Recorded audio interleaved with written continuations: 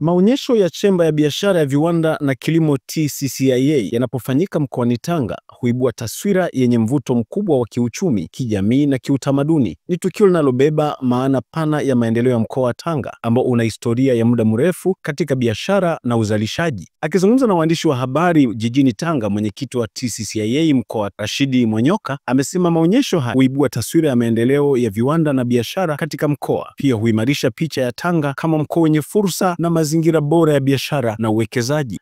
Maonesho ya 12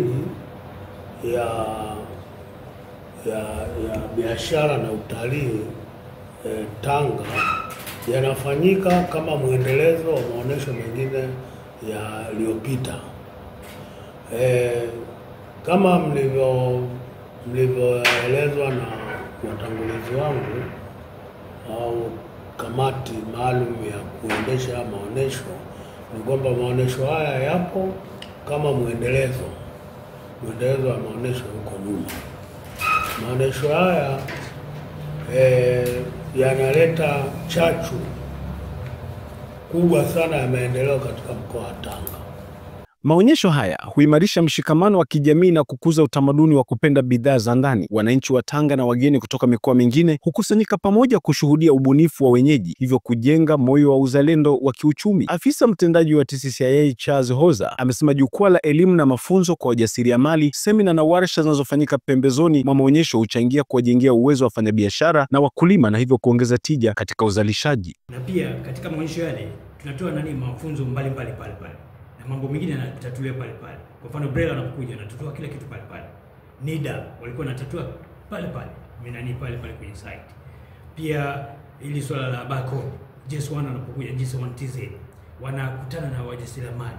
Unapokuta kwa mfano TBS wanapokuja wanakutana na wananchi mbalimbali. Kwa hiyo utakuta kwamba maonyesho yamekuwa kivutio kikubwa na huduma inatolewa pale. Na hata banks wanatoa huduma za kujiunga na benki on the spot. Aidha, afisa uhusiano wa TCCIA mkoa wa Tanga Matthew Sibango ameongeza kuwa Unguja na Pemba watakuwa miongoni mwa watakaoshiriki katika maonyesho hayo kwa mwaka huu. Vile tuna wajasiriamali kutoka visiwani Unguja na Pemba, takriban vikundi 6 ambao vitashiriki katika maonyesho yetu ya Tanga.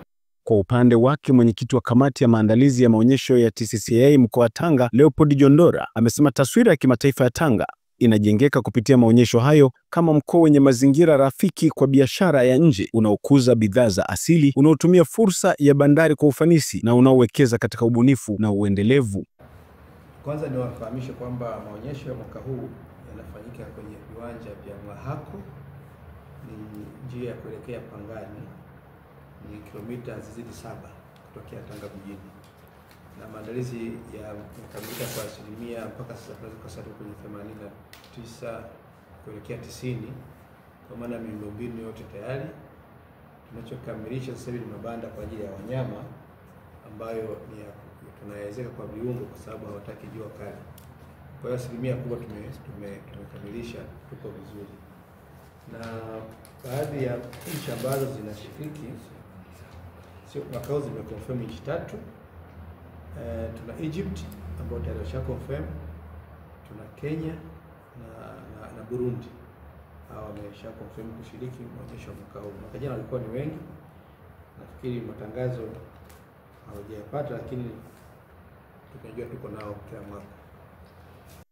Maonyesho hayo yaliyobeba kauli mbiu muonekano wa wadau sekta ya umma na binafsi kwenye uwekezaji, ukuaji na uendelevu wa biashara yanatarajiwa kuanza mnamo tarehe 28 Mei 2025 hadi tarehe 6 Juni 2025.